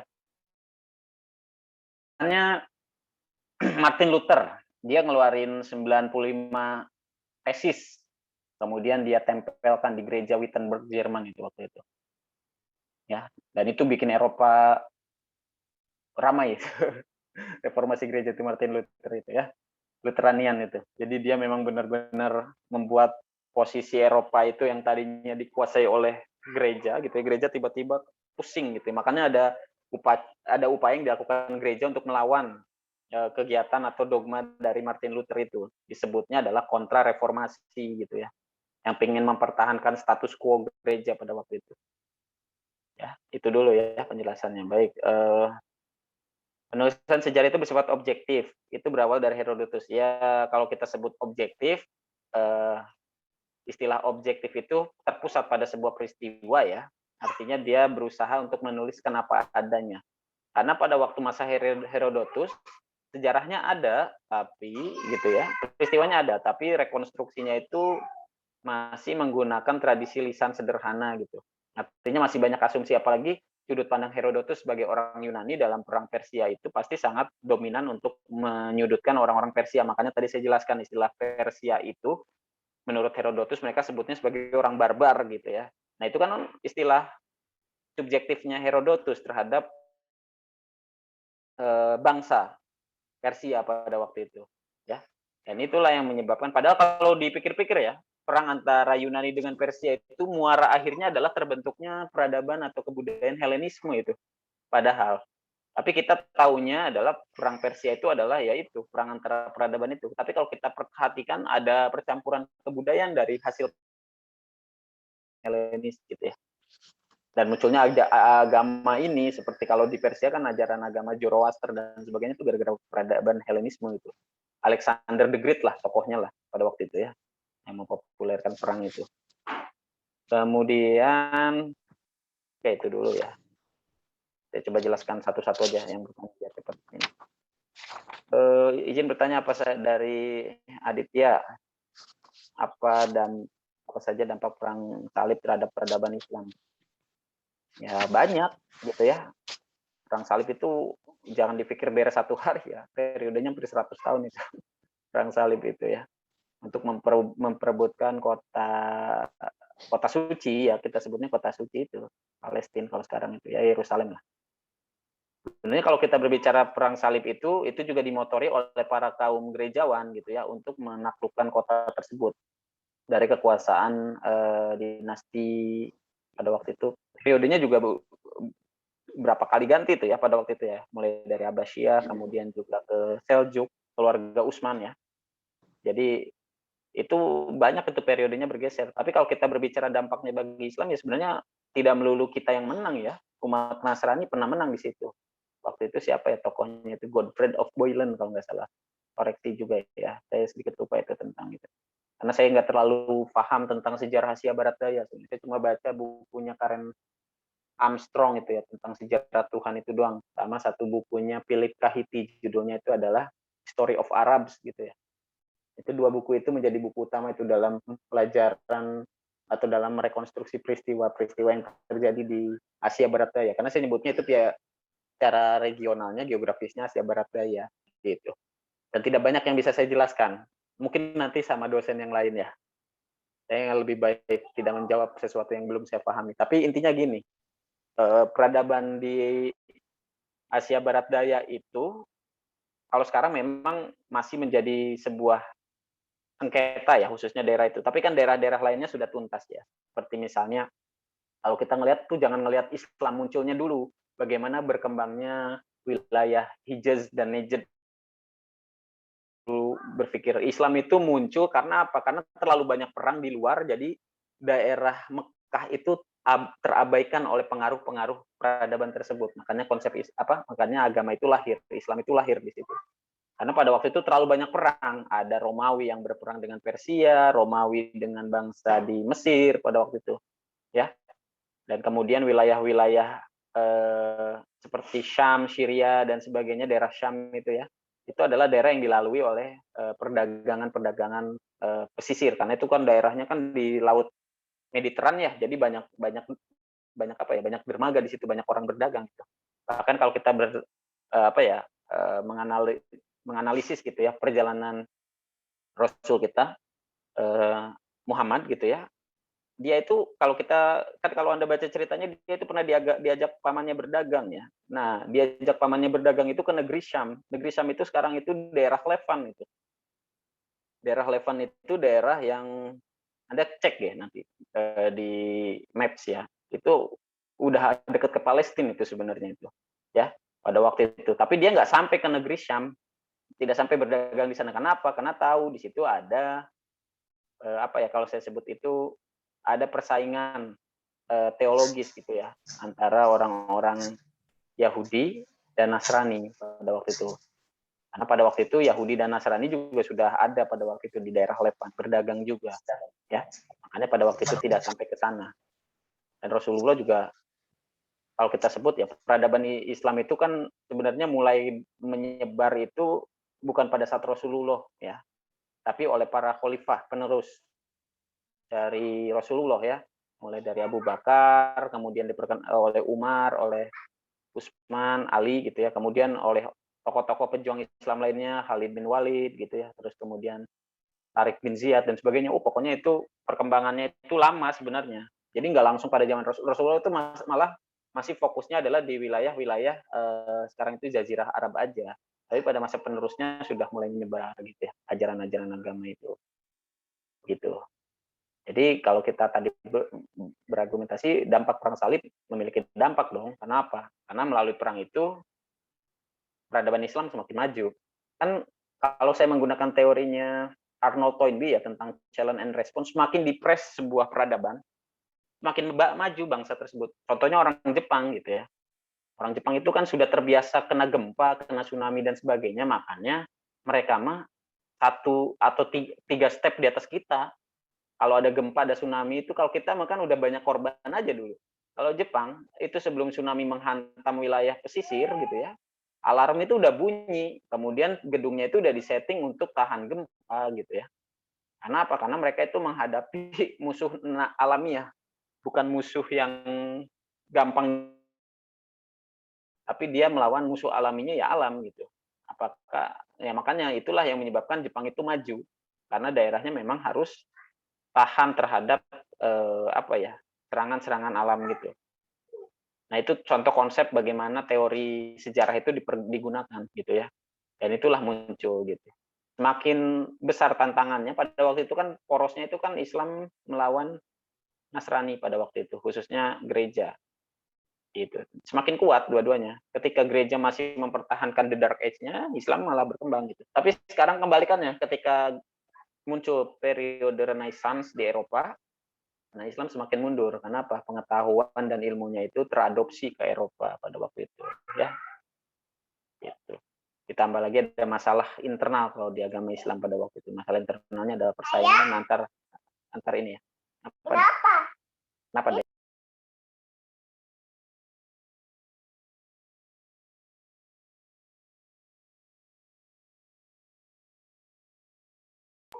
Ya, mohon maaf ya, tadi ada sedikit ininya.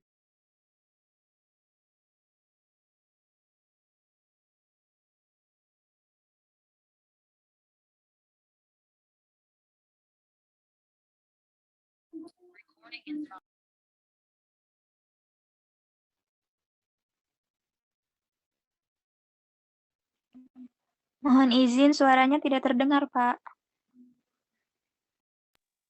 Oke, mohon maaf ya, tadi ada sedikit gangguan.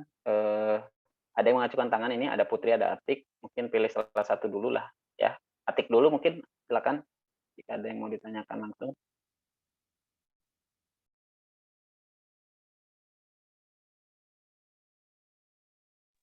Ya, silakan. Atik, Putri, Ilham, banyak nih yang mau bertanya atau mau argumentasi, boleh? Bertanya, Bapak.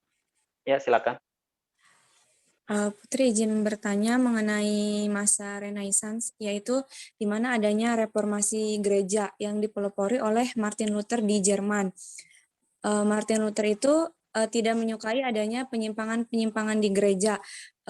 Setelah itu Martin Luther menuliskan 95 dalil lalu ditempel di pintu gereja Wittenberg. Hal tersebut gereja marah sehingga Martin Luther diusir. Nah, setelah itu Martin Luther diusir, tetapi akhirnya Martin Luther bisa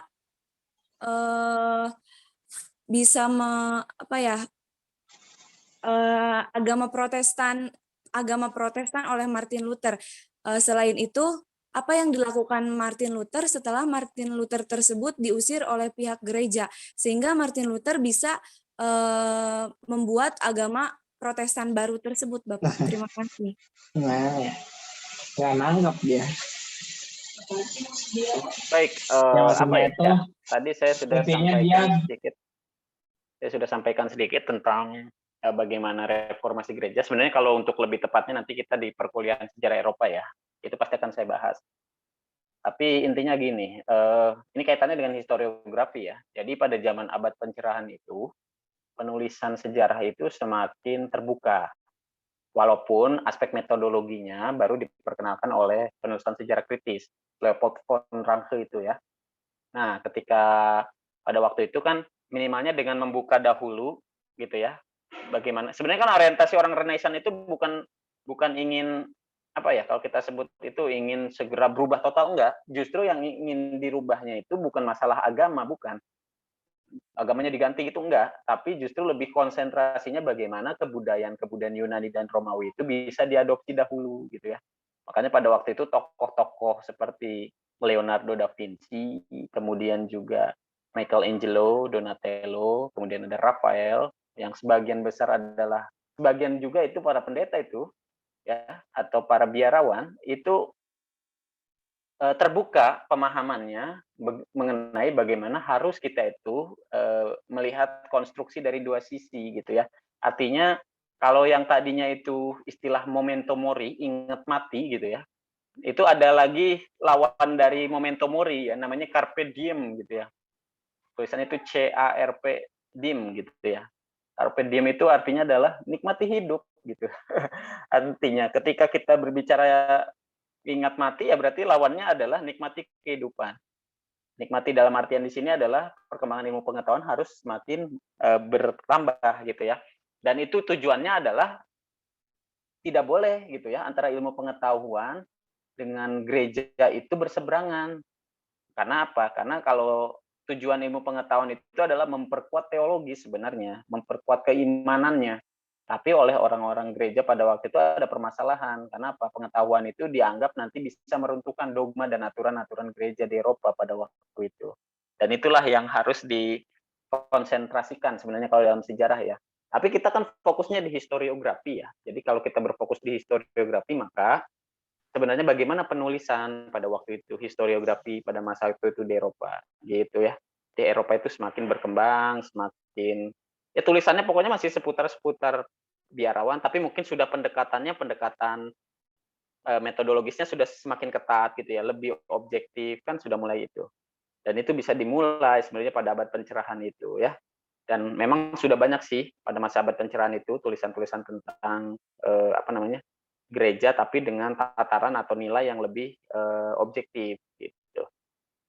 Jadi itu ya, kalau untuk masalah reformasi gerejanya nanti kita bahas di sesi yang lain. Baik, saya ingin yang baru lah. Ini ya ada Yosefin, silakan Yosefin Regina. Iya Pak, saya Yosefin Regina. Yosefin, boleh silakan. SMA itu guru sejarah saya bilang kalau para pelopor Renaissance itu tuh menganggap kebudayaan Yunani sama Romawi itu kayak puncak peradaban Barat, Pak. Terus itu kenapa itu Pak? Guru saya nggak bilang ada kenapa-kenapanya gitu, jadi masih menggantung di saya gitu Pak. Ya, terima kasih. Jadi sebenarnya istilah puncak peradaban Barat itu karena ada nilai romantisme kalau kata saya itu, ya. Pada waktu itu di Eropa sampai hari ini loh ya, kebudayaan Yunani dan Romawi itu menjadi cikal bakal atau tolak ukur majunya bangsa Eropa pada waktu itu. Kita harus mengakui ya, peradaban Yunani dan Romawi itu luar biasa mempengaruhi sudut pandang, pola pikir ya, dan melahirkan berbagai macam pemikiran-pemikiran baru dalam dunia ilmu pengetahuan kita. Memang harus diakui pengaruh. Bahkan Anda pernah baca nggak bukunya Muhammad Hatta itu ya, yang judulnya itu adalah Filsafat Yunani gitu ya. Jadi Bung Hatta pun sampai terinspirasi sampai akhirnya dibuat menjadi sebuah buku Alam Pikiran Yunani, judul bukunya itu, bukan Filsafat Yunani, Alam Pikiran Yunani gitu. Itu seorang wakil presiden kita buat buku, tapi orientasi penulisannya itu dari karakteristik bangsa Yunani pada waktu itu. Dan memang pada waktu itu kan sebenarnya yang jadi masalah itu ketika Romawi mau jatuh ya, terjadi proses peleburan agama dengan ajaran agama Nasrani yang dibawa oleh Paulus pada waktu itu. Kata kuncinya adalah Konsili Nikea gitu ya, atau kesepakatan atau kalau kita sebut perjanjian Nikea gitu ya. Nah itu di perjanjian itu menyebutkan bahwa nanti Kaisaran khususnya Konstantin pada waktu itu dan Eropa khususnya politeisme berubah menjadi sistem teologi agama Nasrani gitu. Jadi berubah tuh kesepakatan itu. Dan posisi Romawi pada waktu itu, ingat ya, jadi Romawi itu ada beberapa jenis nih, saya harus nyampaikan juga, takut ada yang salah paham tentang konsep Romawi. Ada Romawi Barat, ada Romawi Timur, ada Holy Roman Empire atau Kekaisaran Romawi Suci. Nah itu ada perbedaan tuh. Kalau di Holy Roman Empire itu atau Kekaisaran Romawi Suci itu, mereka sudah memeluk agama Nasrani.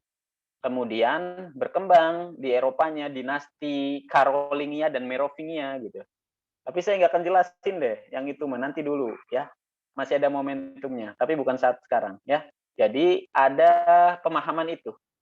Jadi ketika muncul teologi tentang ajaran agama Nasrani yang orientasinya itu adalah sifatnya kalau kita sebut konsep ketuhanan, makanya ada tulisan City of God dari Santo Agustinus yang tadi saya jelaskan. Karena menurut Santo Agustinus semua yang ada di bumi itu adalah punya Tuhan gitu. Jadi semuanya akan kembali ke sana dan kita itu berlomba-lomba untuk bagaimana supaya kita itu bisa taat beribadah agar mulia di sisinya gitu. Nah itulah yang dipahami sehingga pemikiran itu diadopsi oleh seluruh gereja di Eropa pada waktu itu sebelum adanya Renaissance. Makanya kalau kita yang ngelihatnya dari zaman sekarang, zaman yang sudah terbuka, era intelektualitasnya, masa itu disebutnya the Dark Age atau zaman karena memang semuanya masih tertutup dari ilmu pengetahuan. Tertutup dari ilmu pengetahuan, kata kuncinya. Gelap itu bukan artinya cuacanya gelap, bukan. Tapi tertutup dari ilmu pengetahuan. Kalau ada wabah penyakit, dianggapnya itu adalah musibah dibawa dari Tuhan gitu. Padahal kan konsepnya itu kan kalau wabah berarti harus ada solusinya adalah pengobatan. Sebenarnya gitu. Ketika ngomongin berbicara pengobatan ya kita berbicara mengenai ilmu pengetahuan gitu ya. Jadi semua permasalahan yang ada di bumi ini sebenarnya bisa diselesaikan melalui ilmu pengetahuan. Nah, itu konsep itu yang diperkenalkan oleh Renaissance itu. Bukan Renaissance, maaf. Abad pencerahannya atau disebutnya itu adalah bahasa Jermannya itu adalah Aufklärung atau Enlightenment gitu ya, lebih tepatnya lah ya. Jadi nggak apa-apa, pemahaman gurunya nanti akan saya sampaikan seperti itu ya. Jadi mungkin bisa dijelaskan nanti kepada gurunya bahwa harus memahami dulu juga bagaimana kehidupan Yunani dan Romawi itu berdampak bagi peradaban di seluruh dunia, gitu ya. Baik itu ya, Yosefin. Kemudian ini masih banyak yang ngacungin tangan. Saya mau ngejawab dari yang ditulis dulu nih ya.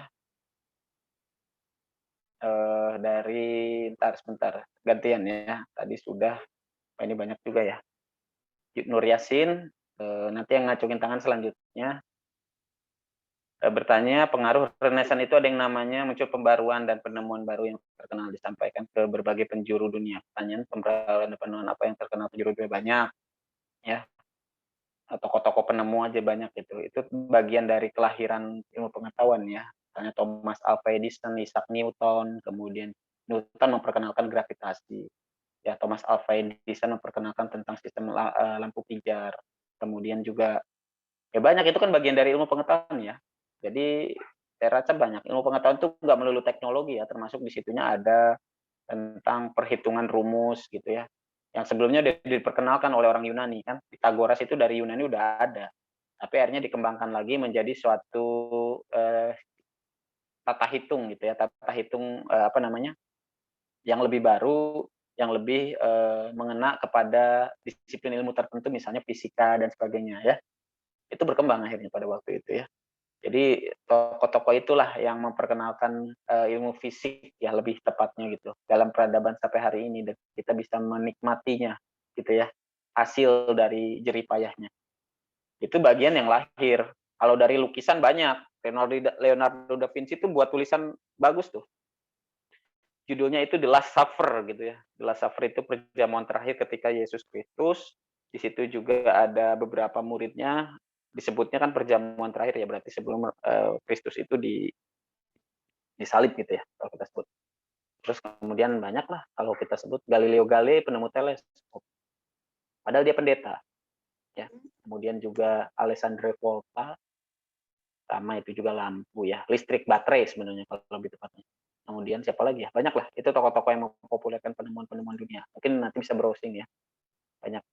Kemudian ada pertanyaan dari Ridwan Nugroho, mengapa penulisan sejarah di Jawa dalam bentuk babat ataupun ikan selalu mengandung mitos? Ya, karena dia masuk kategorinya adalah tradisi lisan. Ya, tradisi lisan itu apa? Ya, tradisi yang diwariskan kepada orang-orang selanjutnya gitu ya, dalam bentuk tuturan atau penuturan atau pikukuh gitu ya. Di dalamnya ada mitos dan legenda, ciri khas historiografi tradisional seperti itu. Ya, nantilah kita bahas di pertemuan historiografi. Nurul, apakah pada zaman Renaissance para sejarawan sudah menulis sejarah dan menggunakan metode penelitian yang lebih maju? Belum ya.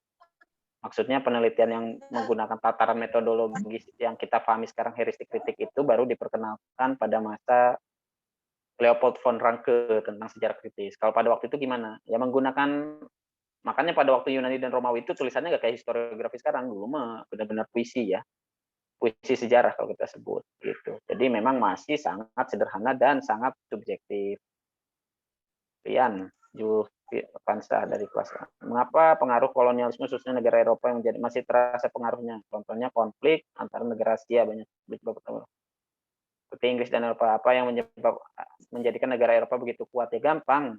Kalau kita lihat itu orang Eropa itu pada waktu datang ke Asia, dari ilmu pengetahuan dia udah 2 tahap di atas kita lah gitu ya. Levelnya udah beda. Kemudian pengaruh Eropa itu lebih bisa diterima juga di daerah-daerah yang dilaluinya ya, karena memang mereka misinya itu jelas.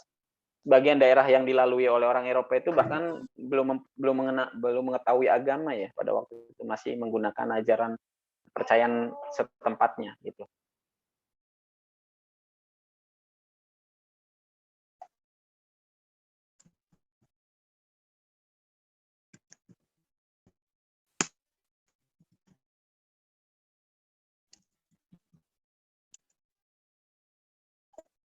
Baik, mohon maaf ya, sedikit saya matikan dulu.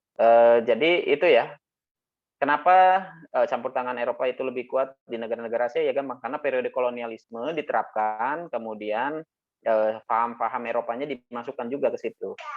Ya.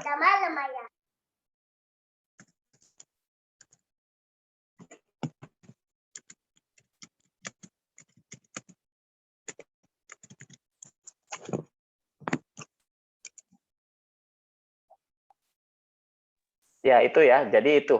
Jadi lebih banyak karena ditambah lagi ada, kalau di Indonesia mungkin karena ada politik divide et impera gitu ya. Makanya lebih mudah dikuasai. Kemudian izin memberikan pendapat untuk pertanyaan Rian, oke nanti dijawab ya. Baik, ada dua yang mengacungkan, saya ingin mendengarkan aja lah dulu ya. Baik dari Aldin, Ilham, sama Atik mungkin ya. Silakan, siapa dulu? Sama Asif. Izin Bapak, izin memberikan pendapat Pak dari pertanyaan Rian Zulfansyah mengenai pengaruh kolonialisme khususnya negara-negara Eropa menjajah daerah Asia masih terasa pengaruhnya sampai sekarang. Contohnya antara negara Asia banyak yang disebabkan karena adanya seperti Inggris dan Eropa. Menurut saya Pak, yang dapat saya simpulkan, konflik-konflik yang terjadi di Asia Selatan atau Asia, yang melatar belakangnya itu hampir sama semua, Pak. Yang berkaitan tentang keagamaan dan kebudayaan, Pak. Yang meliputi 3G tadi itu, Pak.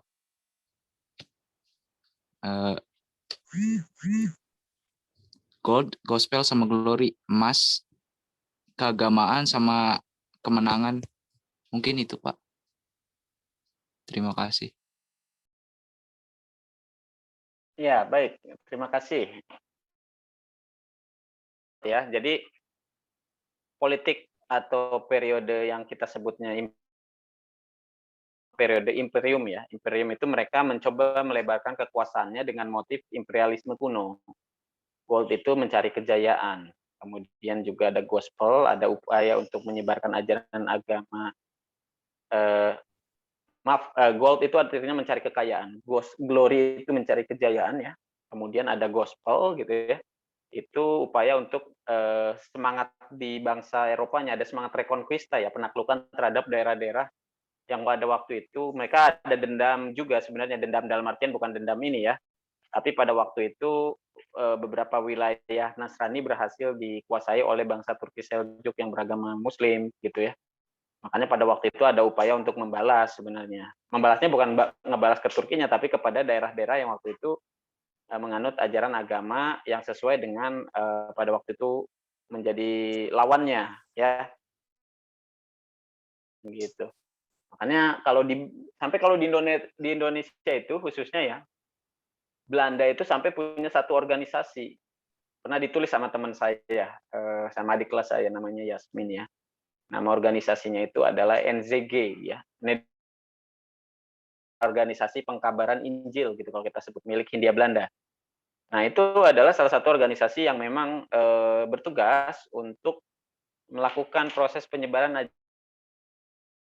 Bagaimana aspek itu terpenuhi nggak? Terpenuhi pada waktu itu. Bahkan sampai ke daerah Lewi Damar ya, Lebak gitu ya. Ada berhasil gitu ya melakukan proses pengkristenan di sana gitu. Kalau Anda pengen lebih tahu fakta-faktanya, baca buku tulisannya Pak Dr. Mufti Ali atau Profesor Mufti Ali dari IAIN ya, tentang proses pembaratan lah di situ ya, di Banten khususnya. Nanti akan ketahuan di situ. Nah, jadi banyak hal yang bisa diterima sebenarnya karena memang pada waktu itu sebelum ya orang-orang Belanda itu mampu bersosialisasi gitu ya. Orang-orang bukan Belanda saja, orang-orang Eropa itu mampu berdagang dengan baik di Nusantara gitu ya. Memang motifnya juga awalnya perdagangan, tapi akhirnya kan semuanya akhirnya terpusat ke wilayah-wilayah kerajaan atau kesultanan pada waktu itu. Baik, itu aja, nanti kita bahas di yang tempat momentum yang lain ya. Oke, silakan kepada Atik sama Ilham. Silakan. Ya, Pak. Atik mau bertanya tentang soal Renaissance ya, Pak. Kan tadi sudah dibahas kalau Renaissance sosial pada saat itu masyarakat ya. Sedangkan bentuk negara pada saat itu kan kerajaan, Pak. Otomatis ada raja. Nah, apakah raja itu tidak berperan sedangkan masyarakatnya terkait pada doktrin gereja? Itu, Pak. Terima kasih.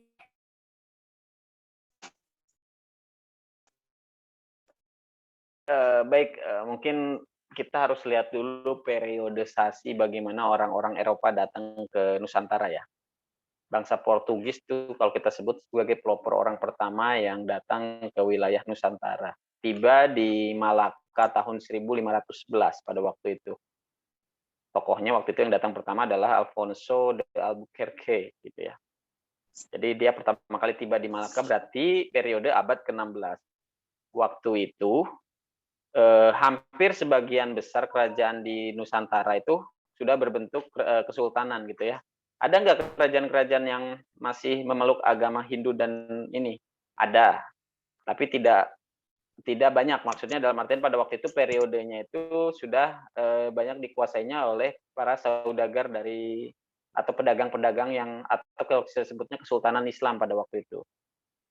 Kalau kerajaan-kerajaan yang ininya masih ada nggak? Sebenarnya masih ada di dan sebagainya masih mempertahankan. Tapi kan kalau kita bertanya periode masuk itu artinya pintu pertama atau gerbang pertama yang dilalui oleh bangsa Eropa ya kalau nggak Selat Malaka gitu ya. Ya pasti lewat Selat Sunda, Banten gitu. Jadi ada dua alternatif jalur untuk masuk Nusantara itu. Makanya pada waktu itu Selat Malaka lah yang paling punya potensi masuknya bangsa Eropa.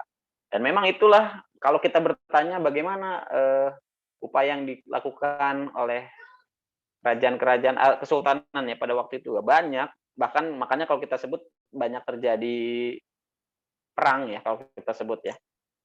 Perang antara orang-orang Portugis, orang-orang Aceh, kemudian Belanda juga pernah gitu ya. Kemudian juga orang-orang Inggris juga ada gitu ya. Spanyol juga ada gitu. Dan itulah yang menjadi periode kolonialisme gitu ya. Jadi kalau ditanya bagaimana upayanya banyak, bahkan ada yang secara terang-terangan menantang atau melawan kekuasaan pada waktu itu. Karena pada waktu itu kan, Pak. Ya, pertanyaan. Maksud dari Atik tuh yang Renaissance. Ya, Gimana Pak, nggak kedengaran? Terdengar, Pak? Ya, terdengar. Gimana? Maksud Atik itu kan yang misalnya contoh Renaissance yang terjadi di Italia. Bapak kan bilang tadi, dulu di Eropa itu semua negara itu tidak ada negara hanya berbentuk kerajaan kayak gitu kan, Pak. Otomatis dalam kerajaan itu kan ada raja. Nah, jadi raja pada saat itu tuh perannya apa? Sedangkan masyarakatnya doktrin pada gereja. Seperti itu, Pak. Ya, baik. Jadi yang melegitimasi kerajaan di Eropa itu malah gereja. Setiap raja di Eropa itu harus dilantik berdasarkan kepausan atau uskup atau kalau kita sebut di katedral di Romawi. Di Romawi maksudnya di sini adalah di Itali.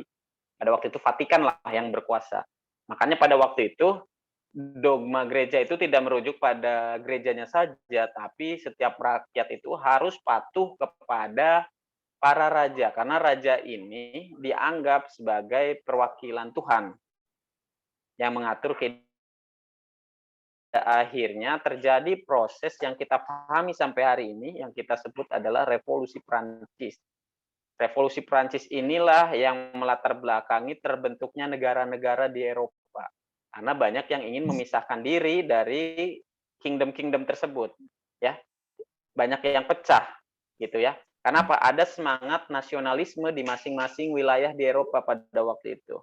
Dan itulah yang menjadi cikal bakal kenapa kingdom itu akhirnya berpisah, ya. Kalau kita sebut terbentuk negara, nasionalisme itu muncul di situ. Nah, gereja bukan gereja dalam tataran ini ya. Justru gereja itu ingin semua masyarakatnya itu tetap dalam konsep bagian dari kerajaan. Tapi kan pemikiran semakin terbuka ya. Kalau kita lihat di Eropa, siapa sih yang masih menggunakan sistem kerajaan sampai hari ini? Mungkin kalau kita sebut baru mungkin yang masih bertahan dari zaman dulu hingga sekarang ya salah satunya adalah Inggris. Berubah sama sekali. Tapi bukan berarti nggak ada permasalahan, ada. Tapi menurut saya Inggris itu lebih bisa bertahan karena agama Anglikannya dianut raja dan masyarakatnya itu diikuti secara dengan baik gitu. Tidak ada pertentangan. Justru kalau kita lihat orang-orang pada zaman dulu juga ya, setelah revolusi Inggris itu banyak yang pengen migrasi ke Amerika Serikat gitu, orang-orang Eropa itu. Pengen nyari kehidupan baru, tantangan baru, lebih bebas gitu ya. Karena pada waktu itu kan terlalu terikat. Bahkan kalau saya sebut alasan utama terjadinya migrasi ke Eropa itu kan ada beberapa orang-orang misalnya kaum Puritan gitu. Itu juga sama, ingin melepaskan diri dari Inggris pada waktu itu karena masalah agama. Itu juga sama. Tapi ya itulah salah satunya kenapa di Eropa pada waktu itu sangat tunduk kepada gereja, kemudian ditambah lagi ada sistem feodalisme. Ya, sistem feodal ini yang bikin bertahan lama. Sampai ya kalau saya sebut sistem feodal itu sudah diadopsi kayaknya oleh orang-orang Eropa yang pada waktu itu notabene waktu itu belum seperti sekarang ya. Hampir sebagian besar pekerjaannya adalah petani dan buruh. Pada waktu itu sistem feodal itu diberlakukan ya, dan itulah yang menyebabkan gereja itu sama kerajaan-kerajaan itu bertahan cukup lama. Kata kuncinya gereja itu terpisah itu nanti pada saat terjadi revolusi dan lahirnya perjanjian Versailles gitu ya, kita sebut itu juga bisa kita sebut sebagai dampak dari akibat ini ya, hasil dari kesepakatan itu munculnya ya gitu. Nanti kita akan bahas lah untuk masalah itu di sejarah Eropa.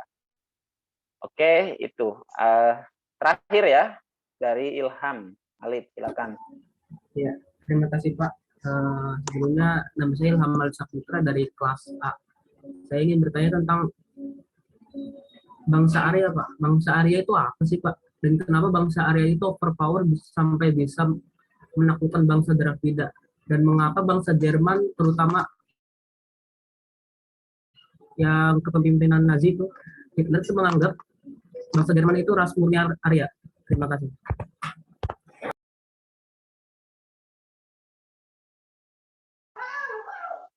Oke, Anda lagi kuliah ini ya, sejarah Asia Selatan ya.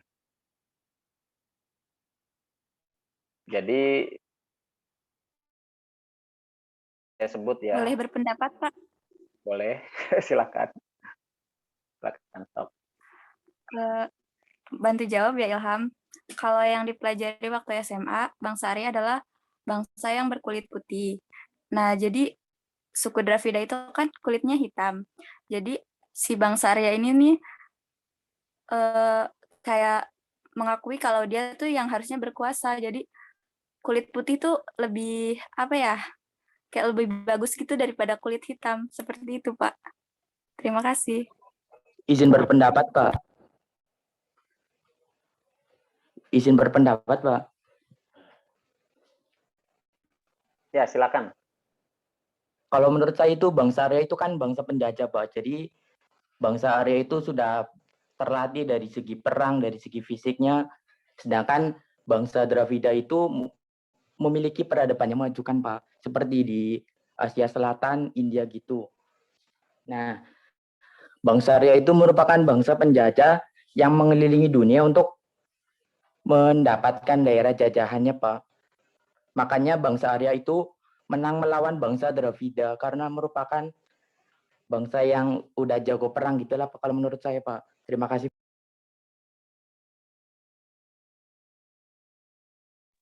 Oke, baik, terima kasih. Sudah sebenarnya hampir bisa dijelaskan ya. Jadi gini, kebudayaan Hindu itu muncul karena adanya proses akulturasi antar dua bangsa. Kita tuh harus nggak boleh lepaskan. Kita tuh abai menganggapnya orang-orang Dravida kalah dan sebagainya. Bukan. Justru karena kenapa bisa muncul yang namanya sistem kasta di agama Hindia itu karena bercampurnya dua kebudayaan tersebut. Ada orang-orang Arya, ada Dravida. Kalau kita berbicara Arya dan Dravida, pasti yang salah satunya orang asli, yang satunya adalah bangsa pendatang.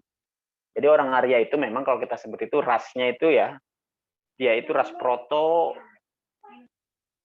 Indo-Eropa gitu ya kalau kita sebutnya ya. Jadi orang-orang apa ya? Arya itu karena memiliki ciri khas itu adalah dia orang-orang awal ini ya, proto Indo-Eropa lah kalau kita sebut. Jadi orang-orang bangsa awal yang melakukan penjelajahan, ciri khasnya itu adalah nomad, berpindah-pindah, melakukan proses penaklukan dari satu tempat ke tempat lain gitu ya, sampai akhirnya tiba di wilayah Asia Selatan. Kemudian terjadi proses akulturasi, saya lebih tepatnya itu bukan menaklukkan saja ya, tapi ada proses akulturasi di situnya. Nah, ketika ada proses akulturasi, lahirlah sistem kasta itu, munculnya kepercayaan agama Hindu gitu ya. Makanya itulah yang menyebabkan terjadinya proses percampuran kebudayaan. Dan memang kalau kita sebut banyak yang perlu dikaji ya tentang sumber-sumber atau fakta-fakta kenapa bangsa Arya itu seperti apa gitu ya. Kemudian kenapa dia merasa dianggapnya ras unggul gitu ya. Karena memang gini, di dalam agama Hindu juga ini yang saya pahami ya. Saya bukan dosen pengampu sejarah Asia Selatan sebenarnya. Tapi di dalam kitab Weda itu ada 4 jenis. Ada Rigweda, ada Tarmaweda, ada Yayurweda. Saya lupa. Weda itu ada Rigweda, Samarweda, Atharmaweda, Yayurweda ya. Ada 4 benar. Nah, 4 Weda ini yang menjelaskan bangsa Arya itu adalah Rigweda. Rigweda itu artinya Weda yang mungkin urutan pertama lah kalau kita sebut.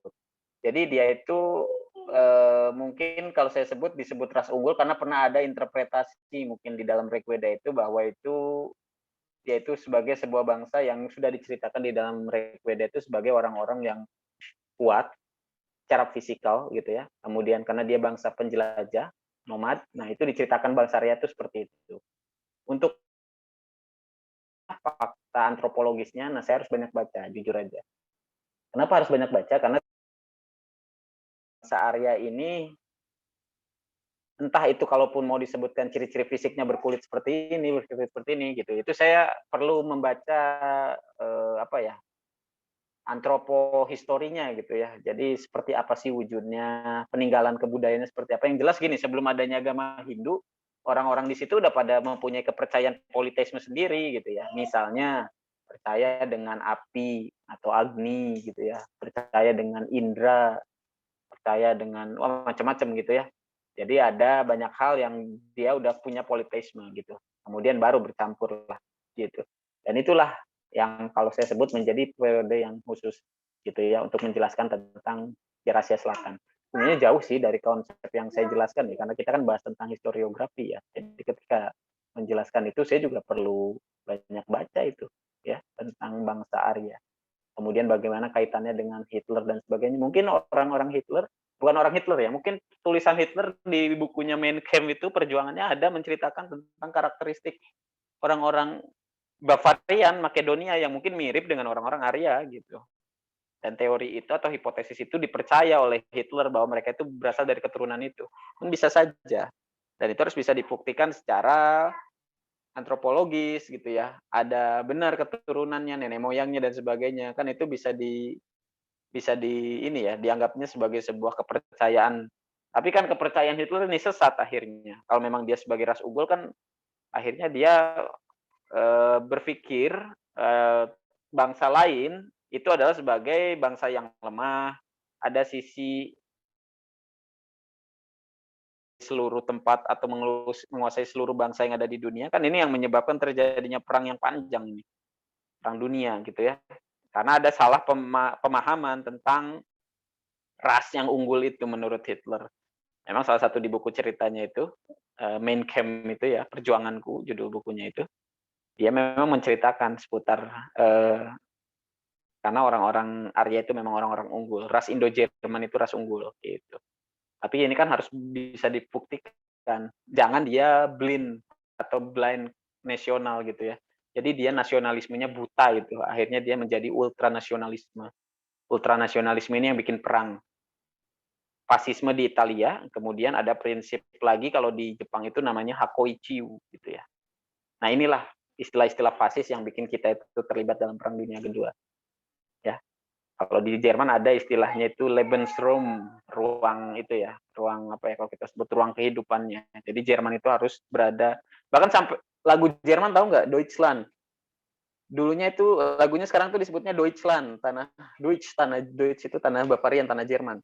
Dulunya itu lagunya disebutnya itu lagu kebangsaan Jerman itu adalah Deutschland über alles gitu ya. Tanah Jerman, über itu di atas, alles itu artinya segalanya, semuanya. Dengerin aja lagu itu. Kalau saya ngedenger lagu Jerman deh, misalnya timnas Jerman main bola itu, saya dengerin lagunya. Deutschland, Deutschland, über alles Phänomen gitu ya. Jadi itu bahasa Jermannya itu adalah dia di atas segalanya. Tapi kan lagu itu akhirnya, pokoknya intinya gini, pas di refnya itu dia teriak kencang itu, Deutschland, Deutschland, über alles gitu ya. Nah, kayak lagu ini ya, kalau tidak bobo digigitnya gitu. Jadi lagu kayak gitu malah. Tapi emang itu lagunya Jerman kayak gitu ya sampai hari ini. Dan itu warisan ya, tapi fasismenya jangan diikuti. Tapi lagu kebangsaannya itu nggak dirubah ini sampai sekarang. Deutschland itu ya, Deutschland über alles. Itu lagu itu dinyanyiin itu ya. Sudah mulai diperkenalkan. Bahkan bukan zaman Hitler ya. Sebenarnya sudah mulai ditulis itu semenjak Jerman terlibat Perang Dunia I waktu pada masa Otto von Bismarck gitu ya. Jadi sudah pernah ditulis.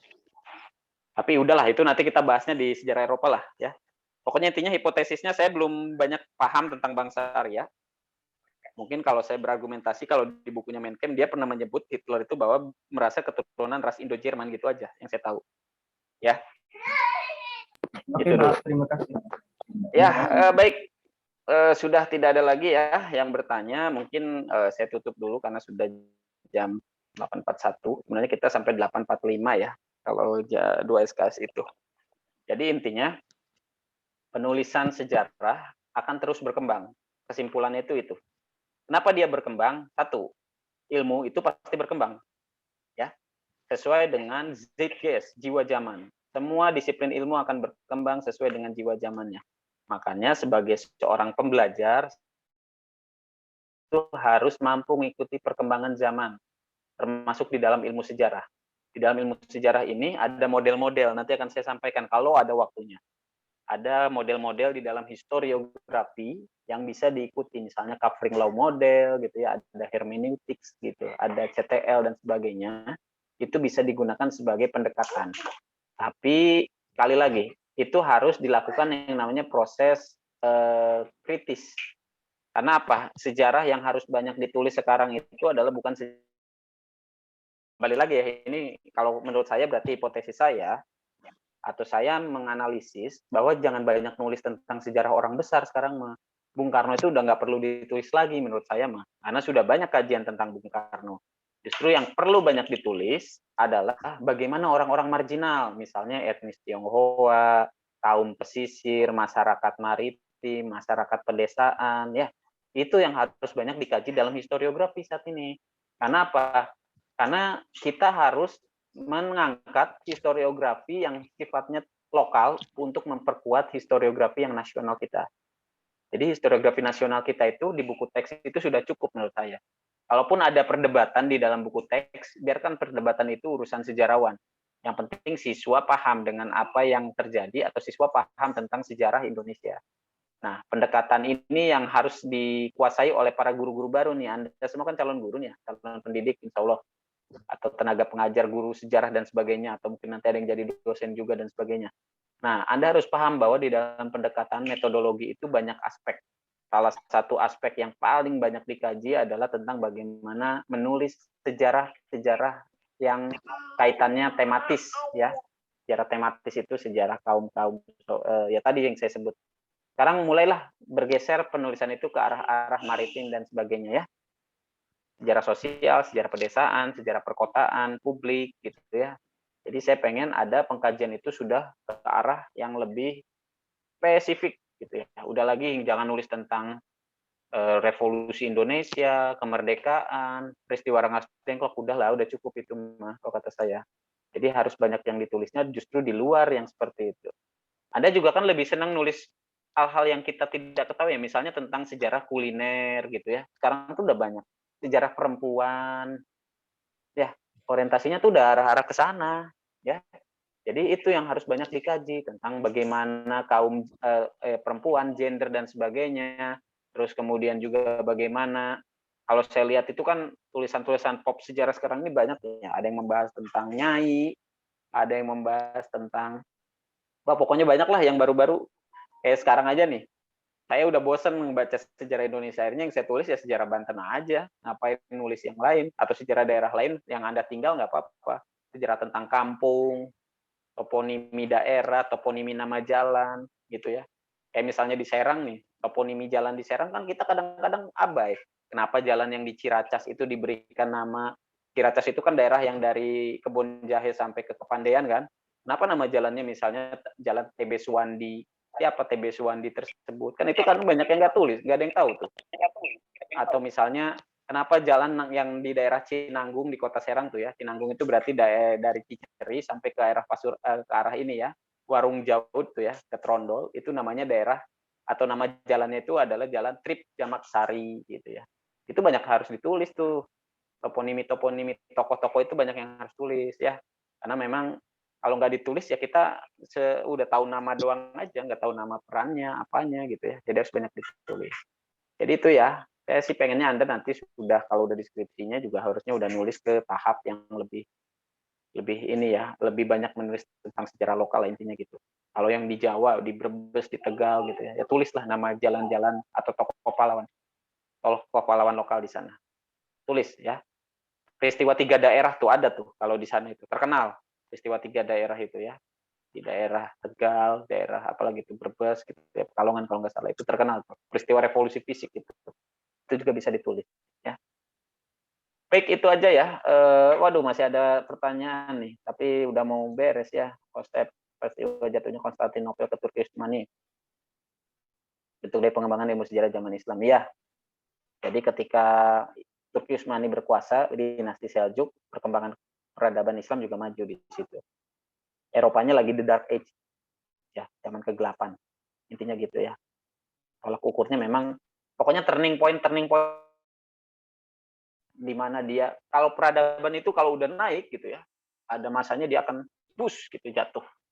Banyak peradaban-peradaban yang hancur karena serangan internal dan eksternal ya. Salah satunya Islam. Islam itu peradaban itu di Turki Utsmani itu pada waktu itu paling maju ya. Tapi karena faktor macam-macam ya. Salah satunya adalah kalau internalnya terjadi masalah di kekuasaan kerajaan atau kesultanan, kalau eksternalnya itu pas kalah Perang Dunia I, Turki itu kalau saya sebutkan, kalau kalian menganggapnya keren ya, gerakan Mustafa Kemal Pasha itu atau gerakan pembaharuan di Turki itu, nasionalisme. Padahal menurut saya itu yang menyebabkan hancurnya dinasti Seljuk pada waktu itu. Ya, karena Turki dari kerajaan sekarang jadi negara republik gitu, intinya gitu. Untung sekarang dipimpin sama Erdogan ya. Semoga bisa mengembalikan kejayaan Turki Utsmani itu.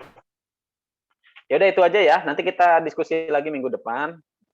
Semoga tidak puas, karena kalau tidak puas Anda akan terus belajar gitu. Dan saya mohon maaf banyak gangguan, tidak banyak bisa menjawab pertanyaan Anda yang luar biasa hari ini ya. Nah, memang luar biasa sih pertanyaan Anda itu, saya harus mikirnya banyak gitu sebelum saya keluarkan itu ya. Nanti kita diskusi lagi lah ya. Kalau ada yang ingin bertemu dengan saya kapan-kapan ya tempatkan waktu main ke lab sosial lah. Saya itu biasa nongkrong di situ dengan angkatan ya kakak tingkat kalian lah. Saya banyak project sama kakak tingkat kalian di situ. Minimalnya kalau nggak project juga ngobrol lah. Karena banyak yang harus diobrolkan. Ngobrolnya ya macam-macam. Bahkan sampai yang curhat juga ada gitu. Tapi lebih banyaknya ya kita ngomong diskusi seputar sejarah lah. Situ ya. Angkatan 2000 berapa ya? 2019 yang sering diskusi sama saya itu, 2018 gitu ya. Itu paling sering berkomunikasi sampai hari ini karena saya selalu memfasilitasi mahasiswa untuk mahasiswa itu pasti senangnya mengobrol, ngopi ya. Dengan ngopi, ngobrol nggak ada sekat antara kita ya. Banyak kita sama belajar gitu. Kan sama-sama pembelajar ya jadinya banyak diskusinya, banyak ngobrolnya. Kan saya juga pengennya Anda juga seperti itu ya, ikutin supaya silaturahmi kita walaupun nggak ada kuliah masih tetap terjalin. Nanti kalau udah kuliah ya kita lebih banyak komunikasi gitu ya. Dan saya berharap semoga cepat beres pandeminya. Kita harus cepat ketemu nih. Udah 2 tahun udah 2 angkatan saya nggak ketemu secara langsung. Pertama angkatan 2020, sekarang 2021. Kalau nggak kenal dengan angkatan bawahnya ini saya gimana ini? Nanti ya, kita nggak bisa komunikasi dengan baik gitu. Sayang.